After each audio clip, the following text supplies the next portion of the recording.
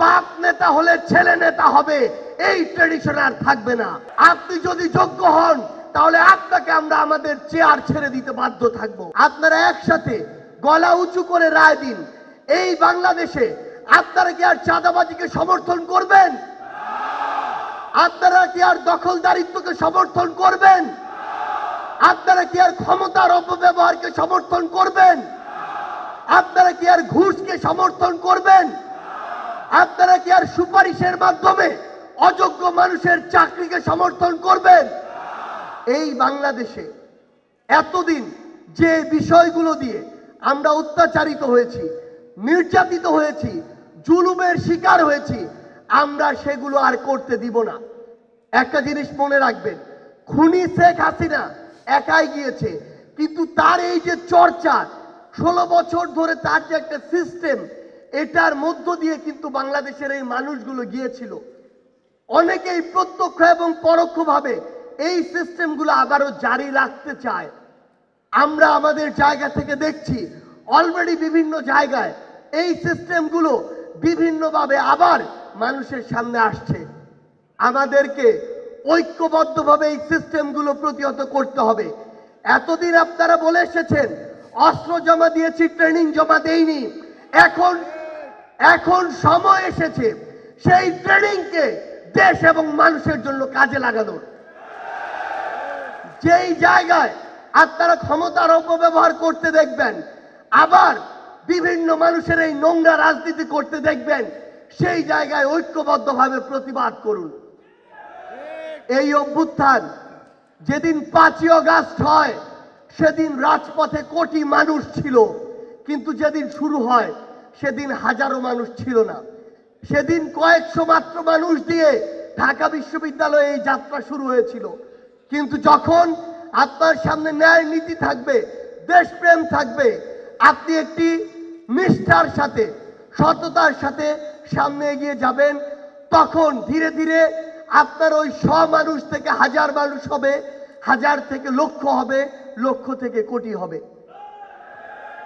আমরা আপনাদেরকে শুধু একটা জিনিস বলি, এই অভ্যুত্থানে আমাদের বোনেরা, নারীরা রাজপথে আমাদের সামনে থেকে আমাদের এই লড়াইটাকে নিজেরা একটি অভেদ্য দেয়াল করে গড়ে তুলেছিল।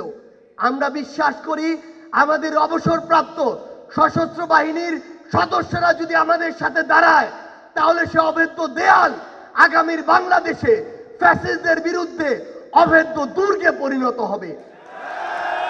আমরা আপনাদেরকে অনুরোধ করি, আগামীর বাংলাদেশে আপনারা দেশপ্রেমকে সামনে রেখে, সততাকে সামনে রেখে জনগণের সেবা করার জন্য, দেশের সেবা করার জন্য ভোটের রাজনীতিতে আসুন। এই রাজনীতি ভোটের রাজনীতি শুধু নয়, এই রাজনীতি ভোটের রাজনীতির মাধ্যমে যেন জনগণের রাজনীতি হয়।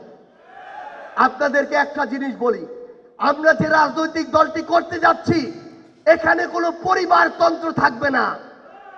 বাপ নেতা হলে ছেলে নেতা হবে, এই ট্রেডিশন আর থাকবে না। আপনি যদি যোগ্য হন তাহলে আপনাকে আমরা আমাদের চেয়ার ছেড়ে দিতে বাধ্য থাকব। আপনি যদি আমাদের যৌক্তিক সমালোচনা করেন, সেই সমালোচনা আমরা মেনে নিতে বাধ্য থাকব। আমরা কোনোদিন এটা মনে করব না যে এ আমার সমালোচনা করছে, তাহলে এ আমার প্রতিপক্ষ, একে সাইড করতে হবে।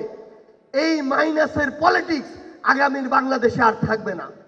আমরা আপনাদেরকে স্পষ্ট করে শুধু একটা কথাই বলি, আমাদের ওই মানসিকতা আছে যে আপনারা আমাদের ভুল ধরিয়ে দিবেন, সেখান থেকে আমরা নিজেদেরকে সংশোধন করব এবং সেভাবে আগামীর বাংলাদেশ আমরা ঐক্যবদ্ধভাবে গড়ব। আপনারা আপনাদের জায়গা থেকে বাংলাদেশের প্রত্যেকটি জায়গায়, প্রত্যেকটি গ্রামে, ইউনিয়নে, উপজেলায়, জেলায় আপনাদের জায়গায় এই নতুন বাংলাদেশের যে রাজনীতি, নতুন চিন্তাধারার যে রাজনীতি, সেই রাজনীতির কথা ছড়িয়ে দিন। একটা জিনিস মনে রাখবেন, আমরা যদি আমাদের জায়গা থেকে আমাদের ব্যক্তি স্বার্থ, গোষ্ঠী স্বার্থ, রাজনৈতিক দলের স্বার্থকে এক পাশে রেখে জনগণের স্বার্থ, দেশের স্বার্থকে সামনে নিয়ে কাজ করতে পারি, তাহলে আগামীর বাংলাদেশে কেউ আমাদেরকে আর রুখতে পারবে না। আমরা আপনাদের সাথে ঐক্যবদ্ধভাবে আগামীর বাংলাদেশ গড়ার যে লড়াই, সেই লড়াইয়ে কাজ করে যাব। আমরা বিশ্বাস করি আমরা যদি ঐক্যবদ্ধ থাকি, ওই দালালদের, ফ্যাসিস্টদের প্রোপাগান্ডা, বিভিন্ন রকমের মিথ্যা তথ্য ছড়ানো, বিভিন্ন রকমের ষড়যন্ত্র, সকল কিছুকে উপেক্ষা করে আগামীর বাংলাদেশ আমরা ঐক্যবদ্ধভাবে গড়ব। সে পর্যন্ত আমাদের এই লড়াই চলবে। এই লড়াইয়ে আপনাদের সাথে আমাদের আবারও দেখা হবে, হয় রাজপথের সংগ্রামে অথবা বিজয়ে। ইনকিলাব জিন্দাবাদ।